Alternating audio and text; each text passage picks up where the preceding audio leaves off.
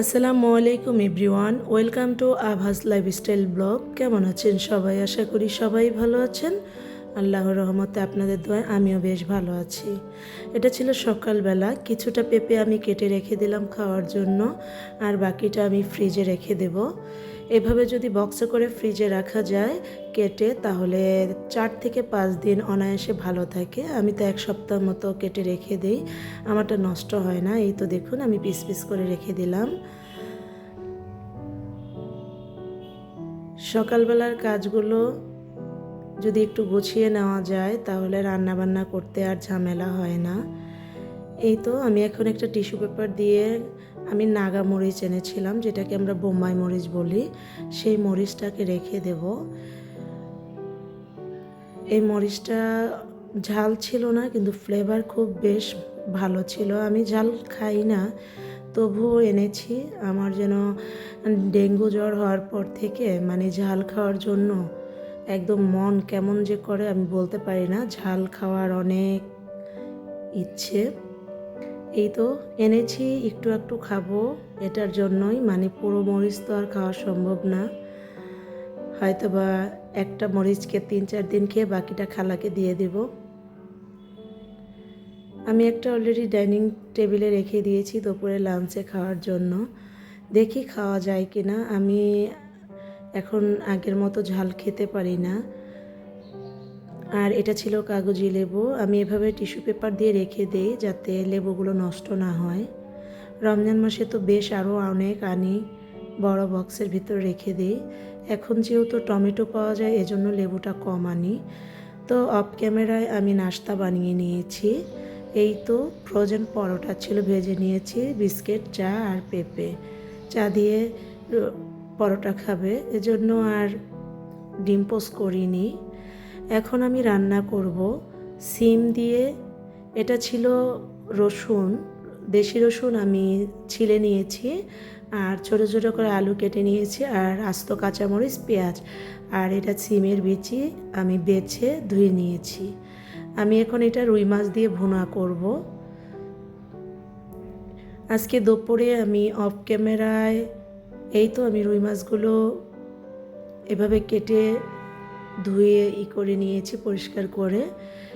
এটা আমি বাজার থেকে কাটিয়ে এনেছি। এখন শুধু হলুদ মরিচ মাখিয়ে ভেজে নিব। ভালো করে ওয়াশ করা হয়ে গেছে মাছগুলো। চুলায় একটা প্যান বসিয়ে এখন দিয়ে দেব আমি পরিমাণ মতো তেল। যদি আপনার প্যানটা গরম না হয়, তাহলে মাছগুলো লেগে যাবে, যত ভালো মানের কড়াই হোক না কেন। আপনারা চেষ্টা করবেন প্যানটা যাতে একটু ভালো গরম হয়। আর এই সিমের বিচি দিয়ে মাছ দিয়ে রান্না বলেন, মুরগির মাংস দিয়ে ভুনা বলেন, বেশ মজার হয়। খেয়ে দেখবেন এভাবে করে। আমি তো তেলের পরিমাণ একটু কম খাই, এই জন্য তেল কম দিয়েছি। এটা তেল একটু বেশি দিলে আরও বেশি মজা হয়।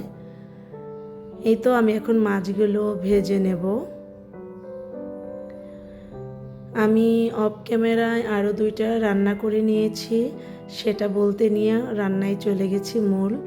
এখন হচ্ছে আমি অফ ক্যামেরায় রান্না করেছি আপনার চিংড়ি মাছ দিয়ে, পালং শাক দিয়ে, আর স্কোয়াশ ভাজি করে নিয়েছি।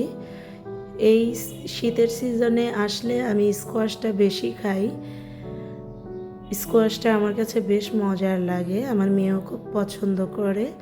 এই তো আমি রুই মাছগুলো উল্টে পাল্টে ভেজে নিচ্ছি। যে যেখান থেকে দেখছেন লাইক, কমেন্ট, সাবস্ক্রাইব করবেন, আমার চ্যানেলের পাশে থাকবেন, অবশ্যই আমাকে সাপোর্ট করবেন। আপনাদের একটা লাইক, একটা কমেন্ট আমাকে অনেক দূর নিয়ে যাবে।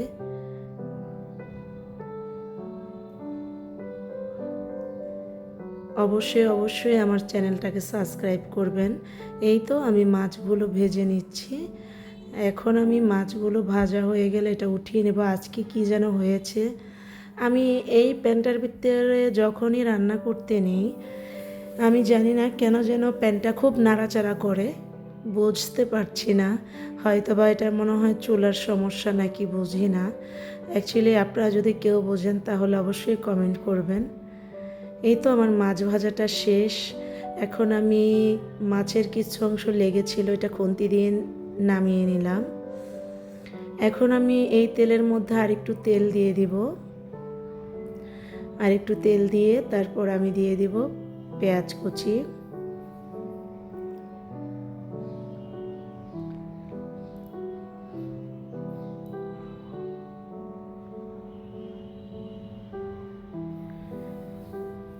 বেশ অনেকটা পেঁয়াজ কুচি দিতে হবে।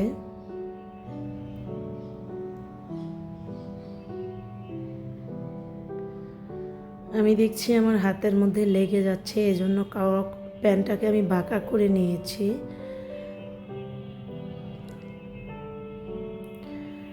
একটা ভিডিওর পিছনে আসলে অনেক পরিশ্রম দিতে হয়।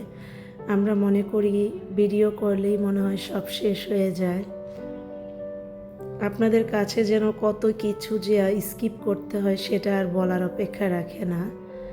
তবে অবশ্যই আমাকে সাপোর্ট করবেন। আপনাদের একটা লাইক কমেন্ট আমি আবারও আপনাদের কাছে চেয়ে নিচ্ছি। অবশ্যই আমাকে সাপোর্ট করবেন। আপনাদের সাপোর্টে যেন আমি এগিয়ে যেতে পারি। এই তো এখন দিয়ে দিলাম আদা রসুন পেস্ট। আদা রসুন পেস্টটা দিয়ে এখন আমি দিয়ে দিব পেঁয়াজ বাটা।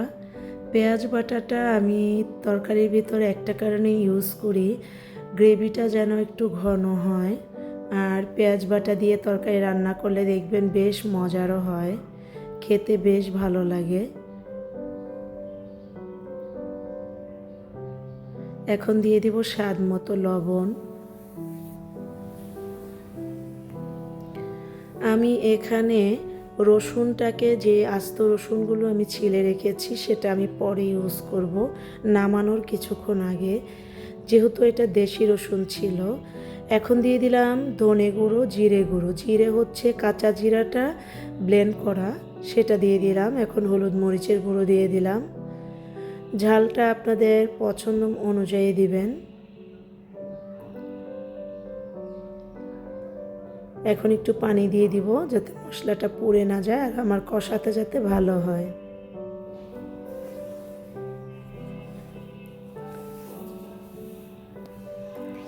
এটাকে যত ভালো করে কষানো যায় ততই খেতে ভালো হয়। আমি অফ ক্যামেরায় 2-3 বার করে কষিয়ে নিয়েছি, একটু একটু করে পানি দিয়ে ভালো করে মশলাটা কষিয়ে নিয়েছি।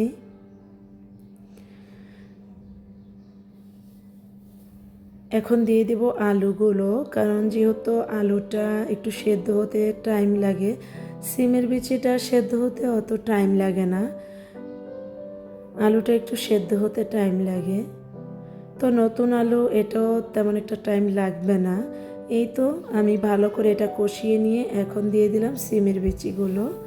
সিমের বিচি দিয়ে আমি ভালো করে কষিয়ে নিয়ে তারপর আমি মাছ দিয়ে, ঝোলের পানি দিয়ে মাছ দিয়ে দেব। এটা এখন আমি নামানোর আগে শুধু ধনেপাতা, কাঁচামরিচ আর ভাজা জিরের গুঁড়ো দিয়ে নামিয়ে নেব। আর কিছুই আমি অ্যাড করব না মশলা। এই তো আমার কষানো প্রায় শেষ।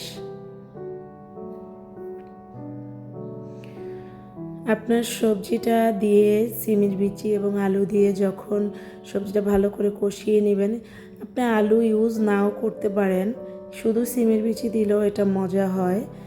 তবে আমি একটু আলু দিয়েছি আমার মেয়ের জন্য, নইলে আমার মেয়ে খেতে চাবে না, এজন্য দিয়েছি। আমার মেয়ে এই মাছটা বেশ পছন্দ করেছে। আমি এখন দিয়ে দিলাম ঝোলের পানি, যাতে সুন্দর মতো সবজি মাছ সেদ্ধ হয়ে যায়। মাছটা অ্যাকচুয়ালি ভেজে নিয়েছি, ওটা সেদ্ধ হওয়ার কিছু নেই, তবুও একটু ঝোলের পানি দিয়ে দিলাম। এখন আমি একে একে মাছের পিসগুলো দিয়ে দেব ভেজে রাখা।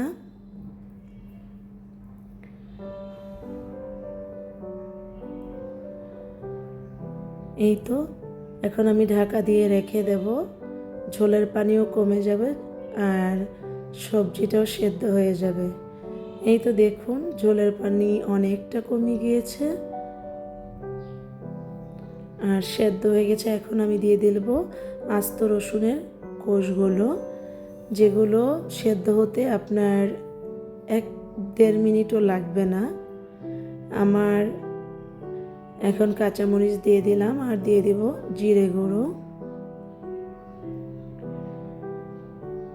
এটা ভাজা জিরে গুঁড়ো ছিল। ভাজা জিরে গুঁড়ো দিয়ে আমি একটু হালকা হাতে নেড়ে দেব। আমি দেখলাম একদম সিমের বিচিটা একদম স্মুথ হয়ে গেছে, আলুটাও সেদ্ধ হয়ে গেছে। এখন আমি ধনেপাতা দিয়ে একটু ঢাকা দিয়ে রাখবো ফ্লেভারের জন্য, যাতে আমার মাছের ভিতরে ফ্লেভারটা থাকে। এই তো দুপুরের লাঞ্চ। তো আজ দুপুরে খাবার খেতে খেতে বিদায় নিয়ে নিচ্ছি। আল্লাহ হাফেজ।